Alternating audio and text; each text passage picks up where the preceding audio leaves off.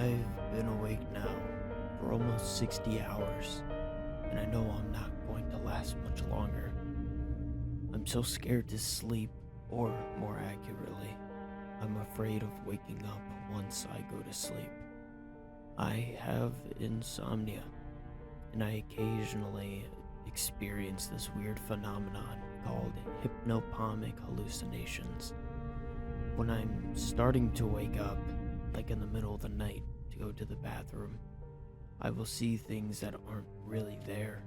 Mostly I see spiders crawling on the walls.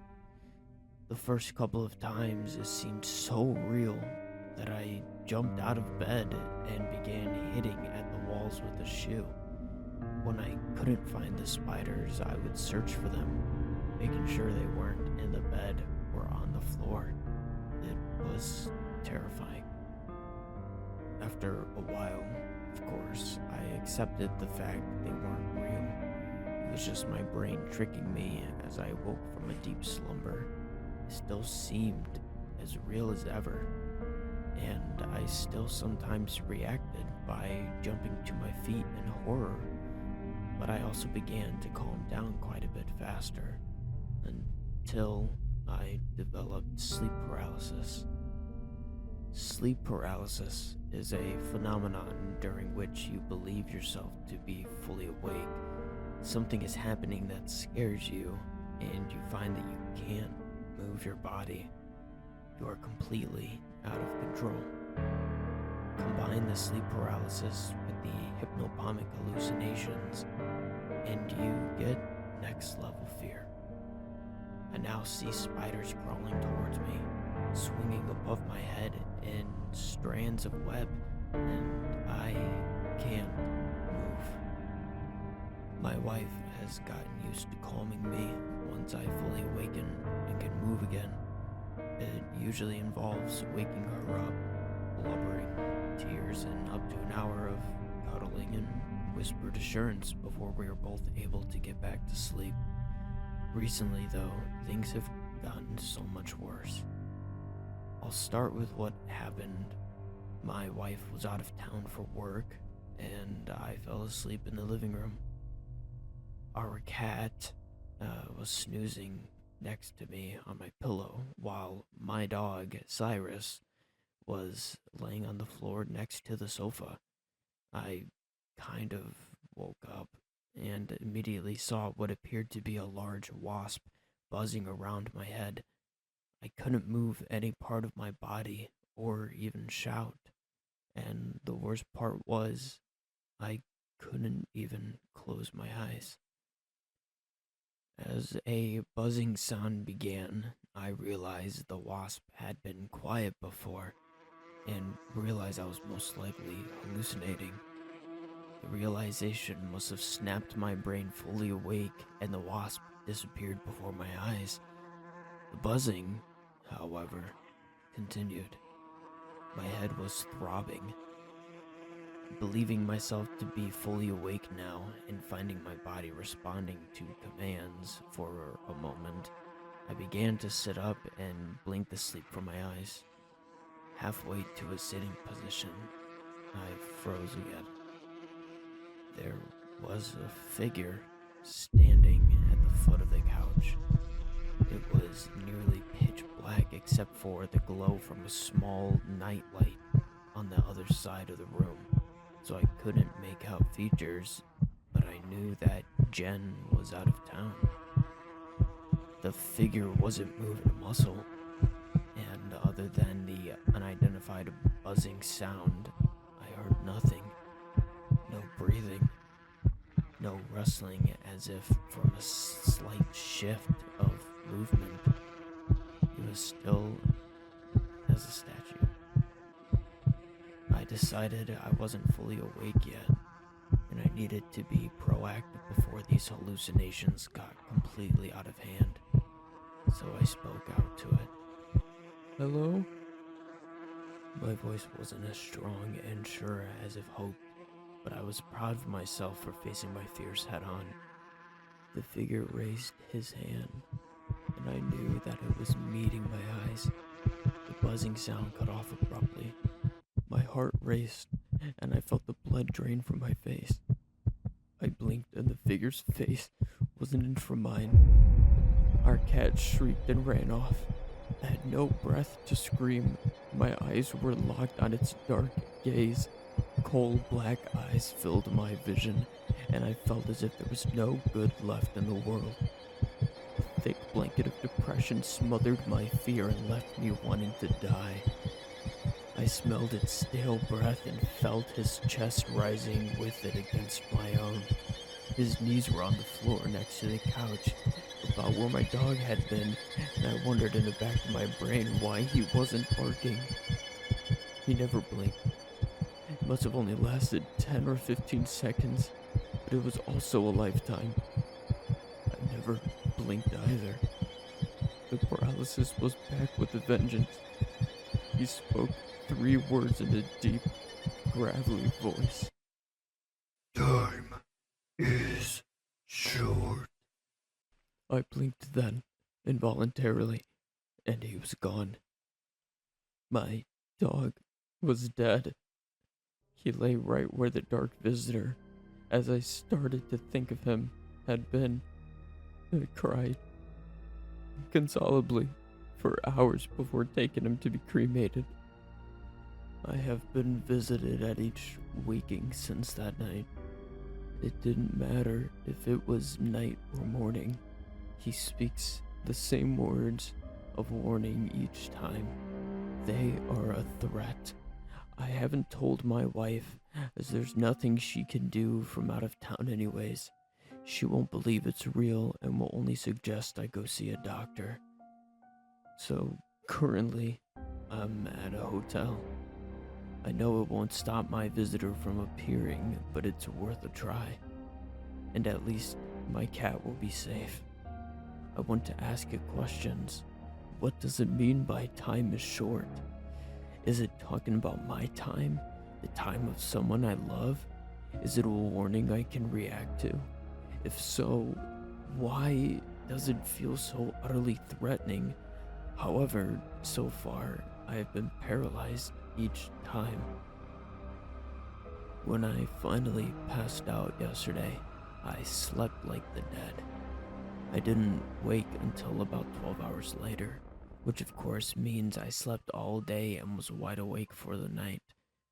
Maybe it's better that way though. When I awoke, I experienced the normal first wave of insectile intruders, but it was much more intense than it had ever been before. I awoke facing the wall and immediately saw a hole the size of my head begin to dissolve through the drywall. An explosion of centipedes erupted from it, so many I thought they would completely cover the wall in front of me with their brownish yellow squirmy bodies, sharp tiny fangs, and hundreds of feet tip-tapping on the pane. I could feel the gorge rising in my throat and prayed that the paralysis would release me before I vomited and choked. I was also, of course, waiting to turn my head so I can see the dark visitor and get wave 2 over with as soon as possible. I was positive that he was waiting silently at the end of the bed. As the last of the centipedes scurried away and vanished, I saw something else begin to come out of the hole.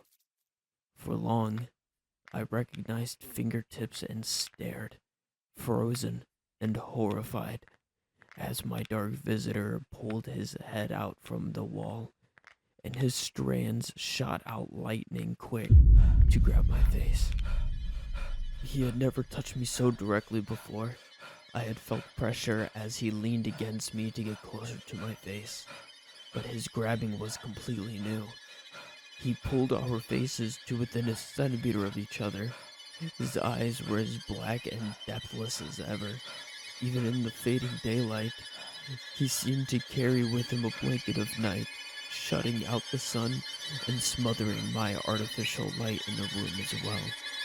Then, when he grabbed my face, I felt the paralysis break. I knew this may be my only chance to communicate with him before he could get out the 3 words I dreaded hearing: time is short, and disappear again. I shouted out at him. Time is short for who? What do you want from me? Everyone you love. I silently chastised myself for asking 2 questions at once. Is time short for everyone I love, or does he want them from me? Maybe both. Why me? Why them? He laughed, his breath enough to nearly make me pass out. Why not? He screamed so loud in my face, I felt it in my toes. Everything felt cold then, and I briefly wondered if I was actually frozen, in addition to psychologically frozen. He released my face, and I realized I didn't ask who was in danger first. It was one at a time, and my dog had gone first.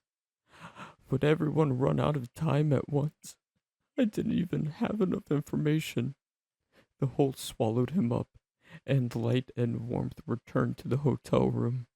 I was violently sick the moment I moved. I didn't even make it to the bathroom. I decided it was time to see a priest. Since I slept too long, I knew I could stay awake for a good long while now. I hurried to the nearest Catholic church I could find and prayed a priest would still be available at this late afternoon hour. It was now after 6 o'clock p.m., dinner time, and I wasn't sure I'd even be able to get in the doors. Luckily, they opened right up for me and I saw a priest nearly as soon as I walked in. I must have looked upset or given off an air of anxiety, because the priest nearly bogged down the aisle to get to my side and usher me in and to have a seat. Are you all right, sir? No, I answered honestly. Not even a little bit. I proceeded to explain everything to him, not looking at his face because I didn't want to see the disbelief. I needn't have worried, astonishingly. He believed every word and said that he knew as soon as he saw me, because I bore the mark of the beast. I had no idea what that meant, and though he tried to show me the mark he said was on my forehead, I was unable to see it. He explained it may be only visible to others, and possibly only to believers on both sides. I fear this means you have been touched by a demon. Would you be willing to sleep here so I can see if what you see is visible to only you, or to others as well? He said invitingly. Yes, I said in relief. I was more than happy to have someone with me who also believed me. He may not be able to do anything, but at least I wasn't alone. Now, I may not see anything, or you may not be visited at all while you're in the church, but I must ask, have you been baptized? He said cautiously. Yes, I was raised Protestant and was saved and baptized as a young teenager, I explained. He breathed a sigh of relief. That's good. It means the mark and the demon won't hold much power over you, as it could over someone who does not know God. I think this has saved you from possession. Father Nathan, as I learned he was called, fed me dinner, and we walked for a couple of hours. I decided to try to sleep again, even though I'd slept so much earlier. Both of us were anxious to test out Father Nathan's theories. Before I got comfortable on a couch in the church's visitors' lounge, I tried to call my wife. It was now the 3rd time I'd left a voicemail, and in the last couple of days, I hadn't received any returned calls. It was making me worried for her. I knew she was very busy on her out-of-town work trips, but she usually made an effort to call me at least once a day. Hi, Jen. It's David again. Call me back when you get this message. I haven't heard from you in days, and I'm concerned. I love you. I pressed the end button and lay down. Father Nathan was going to keep a vigilant eye on me at the desk across the room so he could be here whenever I awoke and everything started happening, though my head was throbbing. I was actually excited that maybe I'd discover some answers this time.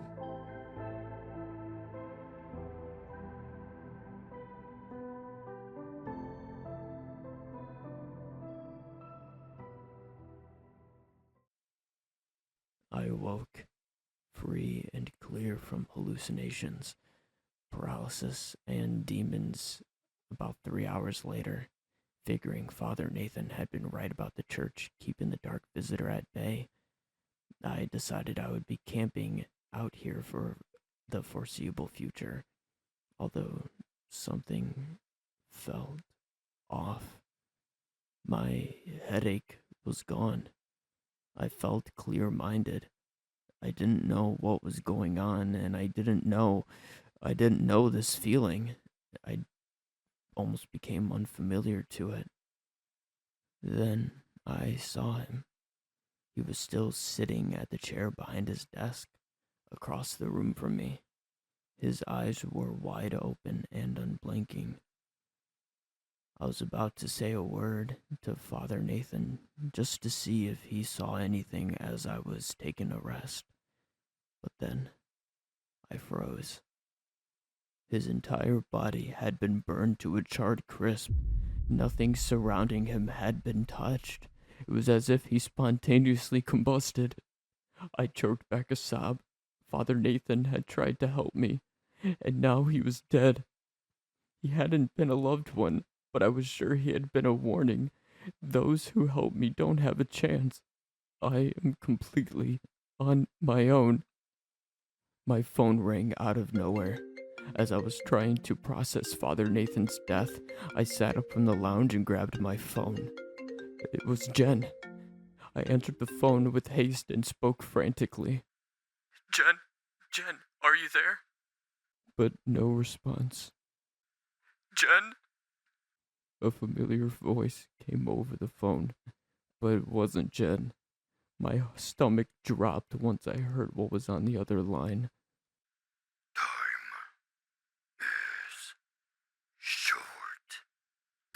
Then, static. Hello?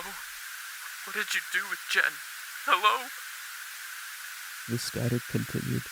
I froze into place, heart pounding like it wants to jump out of my chest. I can't breathe. I dropped my phone as everything that happened hits me like a train. First Cyrus, then Father Nathan, now maybe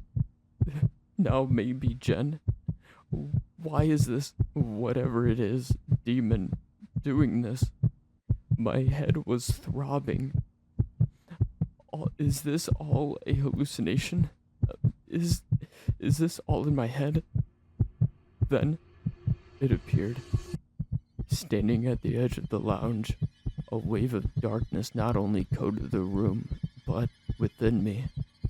That terrible feeling of impending doom that makes your stomach churn and body cold. Everything was drowned out except for its figure, like I was being put into a trance of tunnel vision. I can't move. I can only watch as a nefarious grin stretched across his unprocessing face. What did you do to Jen?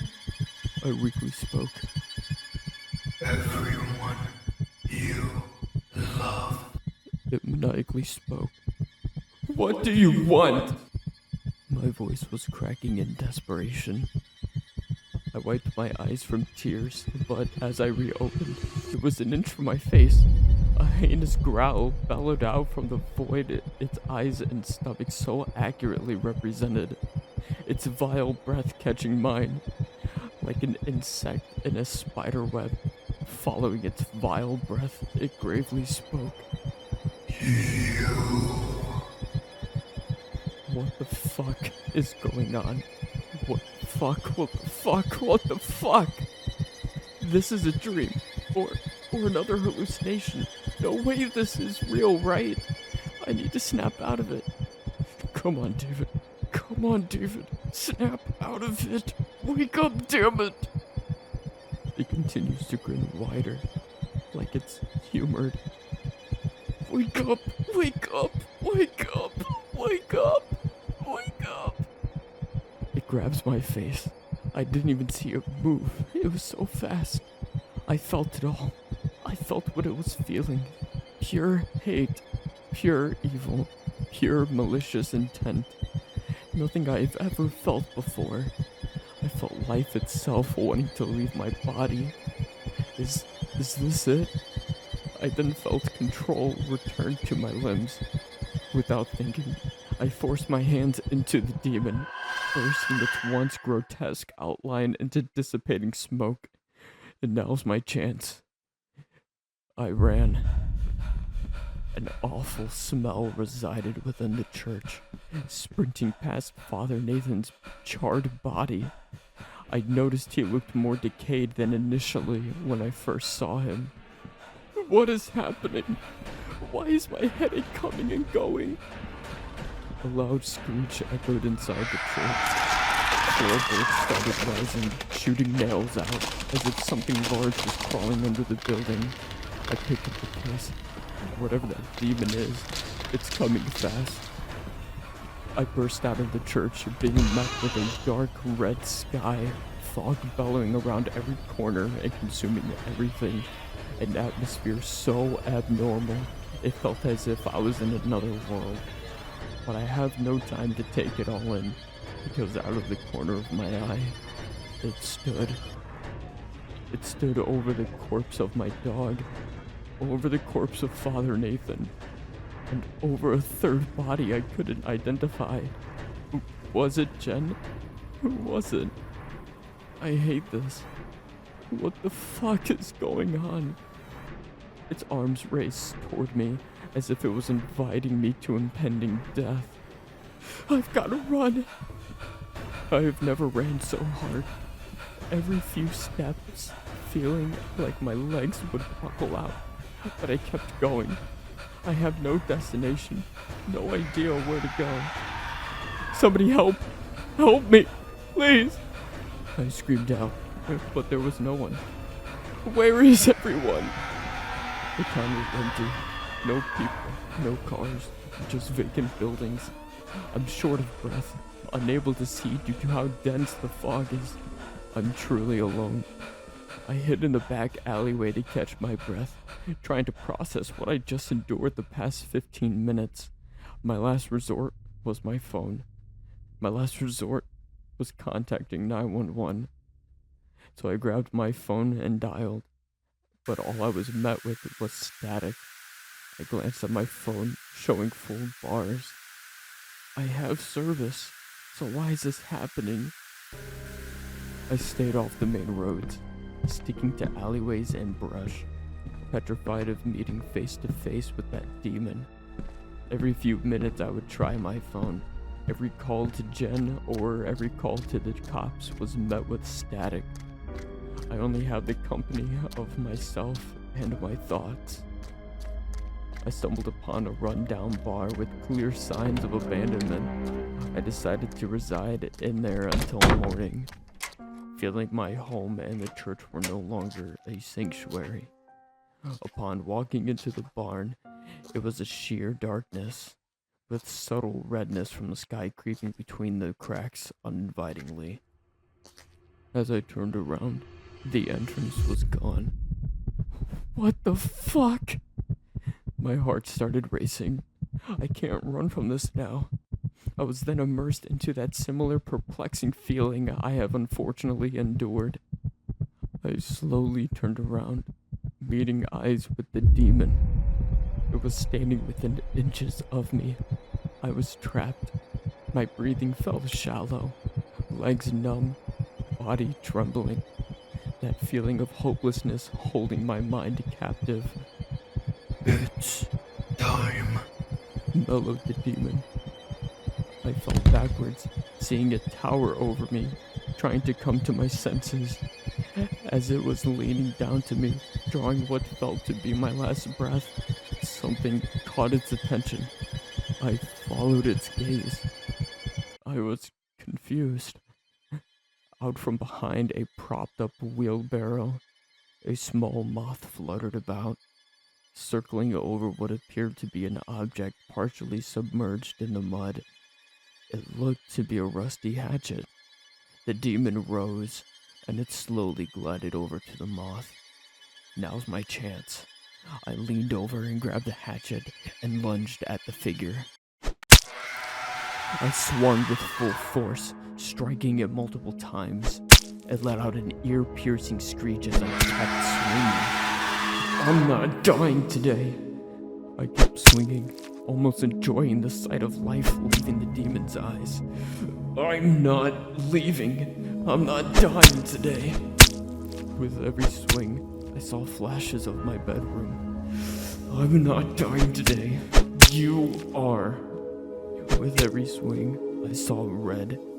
You are dying today. With every swing, I saw a flash of Jen. You are dying today. I lifted the hatchet slowly above my head, ready to drop it down onto the demon with fatality. It raised its hands up as if it was trying to guard itself. Your time has ran out. I brought the hatchet down.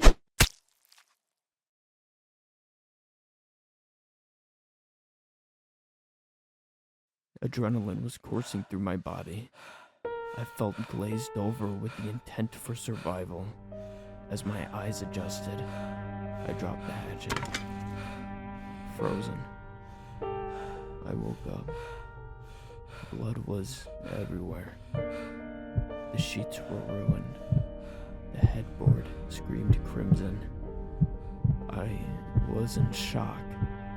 No. No. No. No. No. No. No. What have I done? Doused in what would make stomachs churned. Laying still. Laying dead. Was Jen.